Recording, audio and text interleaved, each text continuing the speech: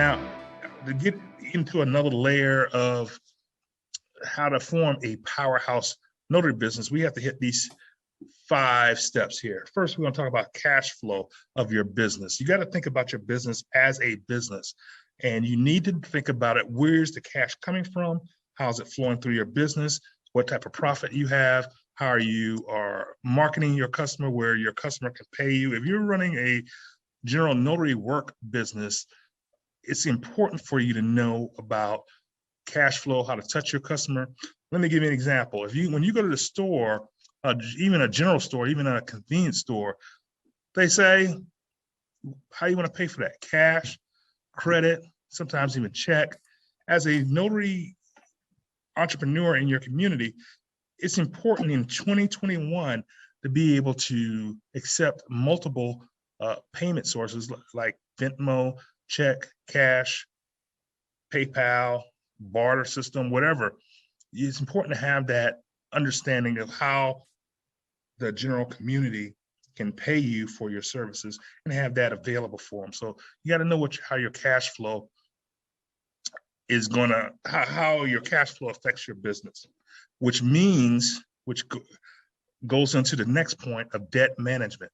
You got to know where your debts are with your business, whether you're putting things on credit cards or what's your financial strategy for your business to be profitable. I've been in business since 2003, and every quarter at minimum, even being in business this long, almost 20 years, I still look at where's my financial strategy? How can I reduce debt?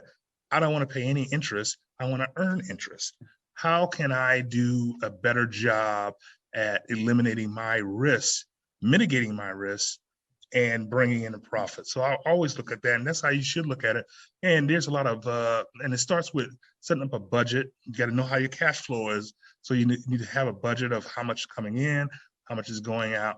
I didn't know anything about this. When I first started doing this type of thing, the first thing I did was use my bank card, for example, for all my business transactions. Then I took a couple of months of those and I looked, where am I spending my money at mostly? How much money do I have coming in? How much do I have coming in versus how much I have going out? To help you on your cash flow and help you with your debt management. Once you acknowledge that there's some areas of opportunity that I can take advantage of for myself, and you start hammering on yourself as far as self-development, that I can take advantage of and really lower my expenses and increase my profitability, which leads to the next point. Every notary, and I say this with a lot of passion, every notary entrepreneur out there should have at least a 3 to 6 month emergency savings plan. Every single notary out there should have that.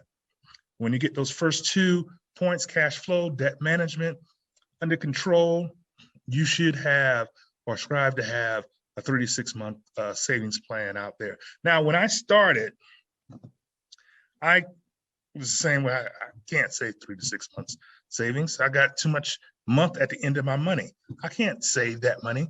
But then when I started looking at my cash flow and debt management and looking at my bank statements, I saw little cracks in there that I can do. And a perfect example, and I use this example all the time, when you're out doing notary work full time, you're going from assignment, you get up early, maybe 6:30 in the morning. Some people 4 o'clock in the morning to get to their first assignment. I had the tendency, I'm just using myself as an example, stop at Mr. McDonald's and grab a sweet tea, or then run into my assignment, the next assignment, lunchtime, run into Mr. Pizza Hut, next time, dinner time, maybe run to Mr. Taco Bell, or maybe reverse that, Taco Bell first and then Pizza Hut. But the key here is I was spending a lot of money on fast food restaurants, and I was thinking, what if I cut that down? Now this may sound really crazy to some people, what if I prepared little meals for myself and cut out at least one of those meals? How much savings would I have? Can I save $5 a day or whatever? And that little savings helped me start with that emergency fund and start that little thing. And then I found other little things and I start tweaking and ended up with a good 3 to 6 month savings for myself. So if I can do it, I know you guys can do it. If you have an example of a way that you can save, say $2, $3, $4, $5, put it in the comments right now. Help somebody else and see if there's something that you can do to help someone else. Now I'll go on, but put that in the comments. Then proper protection. You want to make sure you are properly protected as a notary. Some states don't require notaries to have E&O insurance. I want to highly recommend notaries have E&O insurance for themselves.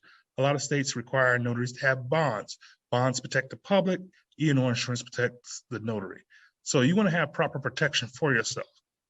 And then you want to make sure you're taking some part of your income and you're putting that back for yourself, a retirement plan, you're building wealth for yourself, maybe a kid's college fund, but you're thinking in that manner, future savings for your family.